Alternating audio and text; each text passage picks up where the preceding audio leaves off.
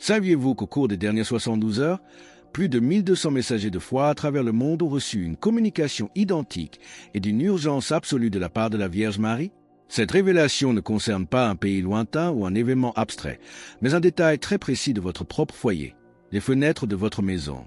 Ce qui vous est demandé aujourd'hui, en cet instant même, pourrait faire la différence entre une protection divine inébranlable et une vulnérabilité spirituelle extrême face aux forces qui s'agitent dans l'ombre.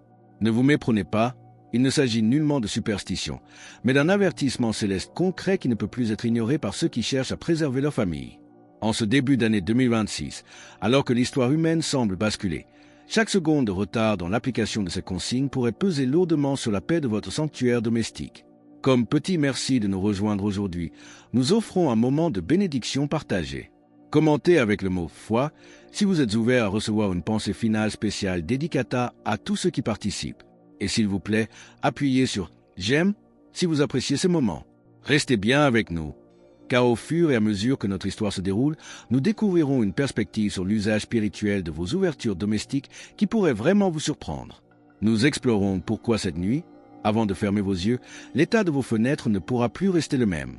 La protection que Marie propose est un bouclier contre les ténèbres qui avancent, un rempart que le ciel nous offre par pure miséricorde.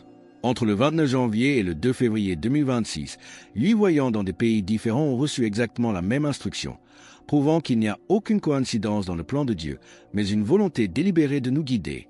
Pourquoi les fenêtres sont-elles devenues ce point de contact si critique entre le monde extérieur et votre intimité spirituelle? Pour le comprendre, nous devons regarder au-delà des apparences et observer les signes qui crient actuellement vers le ciel. Saviez-vous que les événements géologiques récents cachent une réalité bien plus profonde que de simples secousses terrestres? Le monde qui nous entoure ne doit plus être observé avec les yeux de la chair, mais avec ceux de la foi, car les signes de notre temps sont d'une clarté redoutable. Le 27 janvier 2026, un séisme de magnitude 7,8 a de nouveau frappé la Turquie et la Syrie, emportant des milliers de vies et ravivant des plaies que le temps n'avait pas encore guéries. Presque simultanément, au cours de la première semaine de février, 3 volcans majeurs, le Popocatépetl au Mexique, l'Etna en Italie et le Merapi en Indonésie, sont entrés en éruption ensemble. Ces 3 feux terrestres qui s'éveillent de concert sont-ils de simples hasards géologiques ou des signaux d'alarme lancés par la création elle-même? Pendant ce temps, les tensions entre les puissances mondiales ont atteint un seuil critique, poussant l'horloge de l'Apocalypse à seulement 90 secondes de minuit, symbole d'une catastrophe globale imminente que l'humanité semble provoquer par son propre orgueil. Pourtant, au-delà de ces secousses physiques, il existe une crise plus insidieuse que les journaux préfèrent ignorer, l'apostasie silencieuse. Nous voyons des églises se vider, des familles se désagréger et une jeunesse prisonnière de dépendance numérique, tandis que le tissu moral de notre civilisation s'effiloche sous nos yeux. Saint Paul nous avait prévenu, quand les hommes diront « paix et sûreté », alors une ruine soudaine les surprendra. 1 Thessaloniciens 5h3. C'est précisément pour ce moment précis de l'histoire, pour ce qui s'apprête à se manifester dans les prochaines semaines, que la Vierge Marie adresse une demande sans précédent, ancrée dans la vie quotidienne de nos foyers. Elle nous invite à nous demander si nous considérons encore notre maison comme une simple habitation ou comme une véritable église domestique, le premier sanctuaire où la foi doit être protégée. Dans chaque apparition majeure, de Fatima à Medjugorje, Marie a toujours insisté sur la protection du foyer. À Fatima, elle demandait le rosaire en famille. À Lourdes, elle appelait à la conversion pour sauver les âmes. Aujourd'hui, elle pointe du doigt un élément souvent sous-estimé, les fenêtres.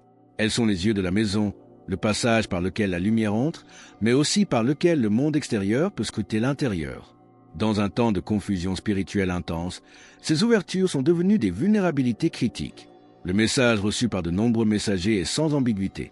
Mes enfants aimés, couvrez les fenêtres de vos maisons avec des images sacrées. Ne laissez aucune brèche sans protection, car l'ennemi observe là où la vigilance fait défaut. Mais quels sont ces 3 détails précis que Marie a indiqués pour assurer cette défense? Et pourquoi le 3e va-t-il bouleverser vos certitudes? Pour saisir la portée de cette demande céleste, il nous faut écouter le récit bouleversant de Maria Fernandez, une veuve de 67 ans vivant à Bogota, en Colombie. Femme de prière fervente, elle a vécu, dans la nuit du 15 janvier 2026, une expérience qui a marqué sa foi à jamais. Dans une vision saisissante, elle vit sa maison entourée d'une obscurité dense, peuplée de figures d'ombre tentant désespérément de pénétrer par chaque fenêtre. Pourtant, une seule ouverture résistait et brillait d'une lumière intense, celle sur laquelle elle avait collé, des années auparavant, une petite image du Sacré-Cœur de Jésus. Les ombres reculaient devant cette clarté, incapables de franchir le seuil. Réveillée en larmes à 3 heures du matin, Maria consacra immédiatement chaque vitre de sa demeure avec de l'eau bénite et des images saintes, parcourant ses chambres en récitant le rosaire. 3 jours plus tard, une vague de cambriolage frappa sa rue, violant 5 maisons de son bloc. Alors que ses voisins subissaient des effractions violentes, la maison de Maria resta miraculeusement intacte. Plus troublant encore, lors de leur arrestation, les malfaiteurs firent une confession glaçante. Ils n'avaient même pas pu s'approcher de sa porte, saisis par une peur inexplicable qui ne parvenait pas à nommer. Ce récit, loin d'être une simple anecdote, illustre une vérité spirituelle profonde que Marie souhaite nous enseigner. Les images sacrées ne sont pas des talismans magiques, mais des sacramentels, des objets bénis par l'Église qui disposent l'âme à recevoir la grâce de Dieu et éloignent les influences maléfiques. Comme l'enseignait saint Thomas d'Aquin, ces images élèvent l'esprit vers le divin et portent en elles une efficacité réelle lorsqu'elles sont utilisées avec foi. Le deuxième détail essentiel réside dans la symbolique même de la fenêtre. Dans la tradition biblique, la protection des ouvertures est un acte sacré de consécration. Le Deutéronome nous commande d'écrire les paroles de Dieu sur les poteaux de nos maisons et sur nos portes. En apposant une image du cœur immaculé de Marie ou de Saint Michel Archange sur vos vitres, vous transformez chaque ouverture en un rempart de lumière. Mais attention, le troisième détail est le plus crucial.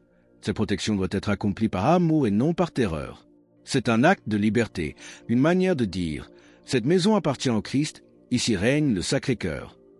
Imaginez votre foyer dans la nuit, irradiant une clarté spirituelle que les ténèbres du monde ne peuvent étouffer. Mais comment procéder exactement pour que cette consécration soit pleine et entière? La mise en pratique de cette protection spirituelle demande de l'attention et du recueillement, car chaque détail compte dans le combat de la foi. La première étape consiste à choisir des images reconnues par l'Église, le Sacré-Cœur de Jésus, le Cœur immaculé de Marie, Saint Michel Archange ou la Sainte Famille. Elles n'ont pas besoin d'être onéreuses ou imposantes.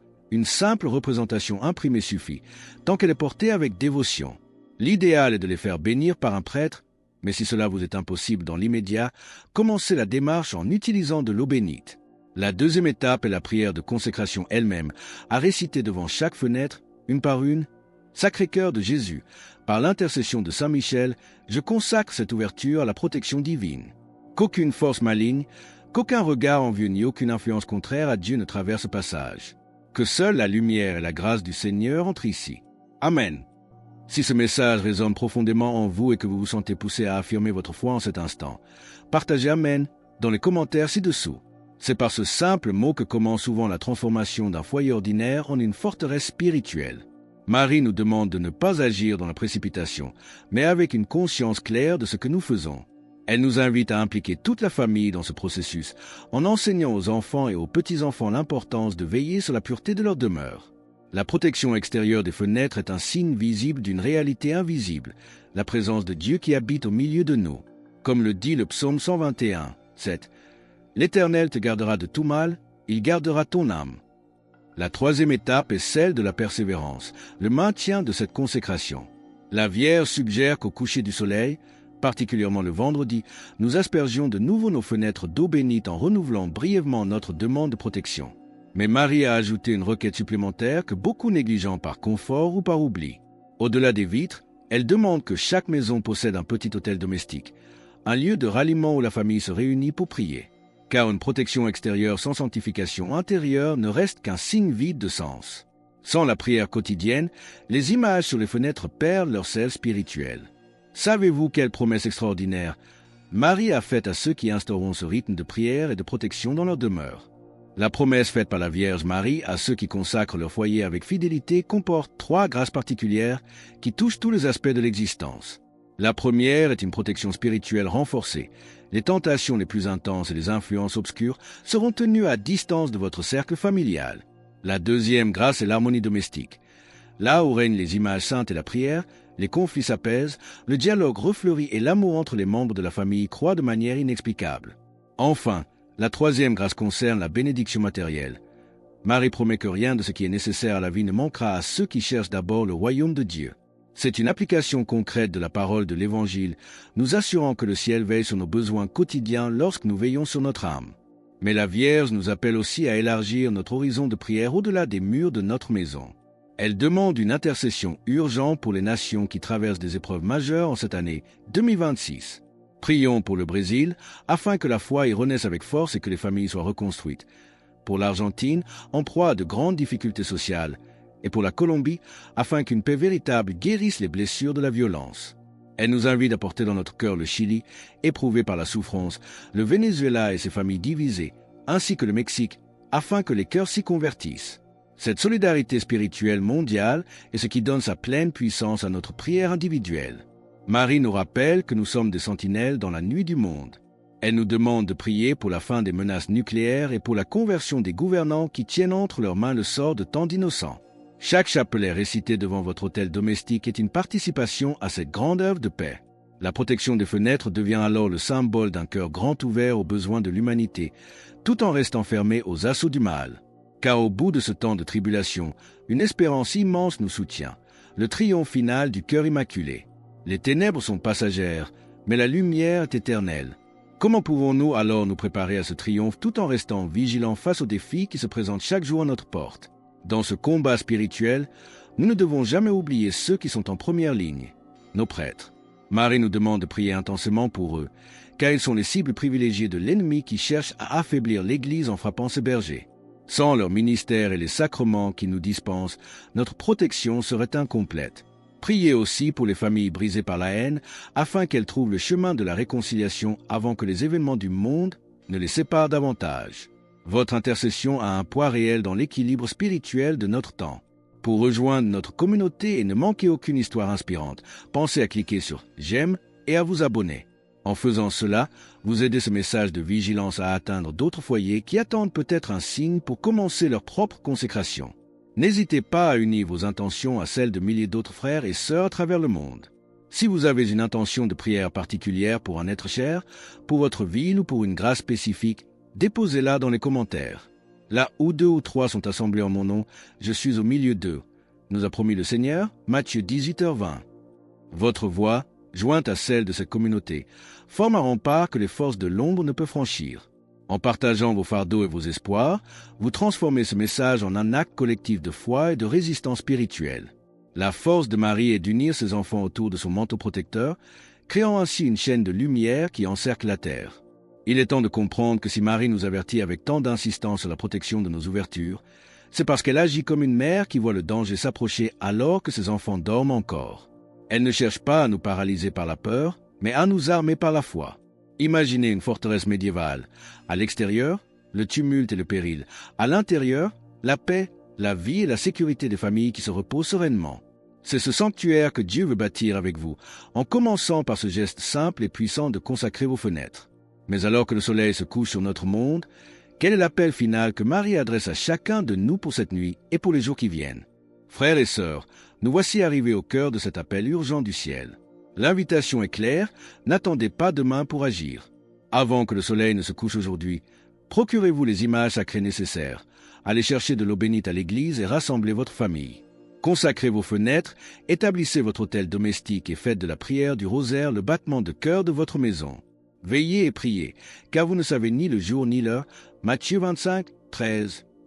En agissant maintenant, vous ne faites pas que coller des images sur du verre. Vous signez un pacte de fidélité avec le ciel qui garantit que votre demeure sera reconnue et protégée dans les temps de confusion. Ne gardez pas cette lumière pour vous seul.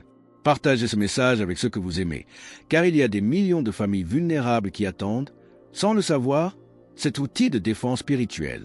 Votre action peut être l'instrument que Dieu utilise pour éveiller un autre cœur et sauver un autre foyer de l'obscurité. Rappelez-vous toujours la grande espérance qui nous habite. À la fin de toutes les épreuves, le mal a déjà été vaincu sur la croix et le triomphe de Marie est une certitude qui doit chasser toute crainte de votre esprit. Vivez ce temps avec courage et vigilance, sachant que vous n'êtes jamais seul, car le regard de la Mère de Dieu ne quitte jamais ses enfants fidèles. Alors que nous concluons sur cette nécessité de protéger notre sanctuaire familial, nous vous invitons à déclarer votre foi avec ferveur. Commentez, Jésus est roi ci-dessous pour affirmer cette vérité avec nous. Que ce cri du cœur soit le sceau de votre engagement et la lumière qui guide vos pas. Et votre parcours ne doit pas s'arrêter ici. Cliquez sur la vidéo qui apparaît maintenant sur votre écran pour un autre message puissant que nous avons préparé pour vous.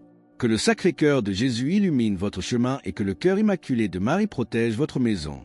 Que Saint Michel Archange vous défende dans la bataille et que la paix de notre Seigneur Jésus-Christ garde vos cœurs et vos esprits aujourd'hui et toujours. Amen.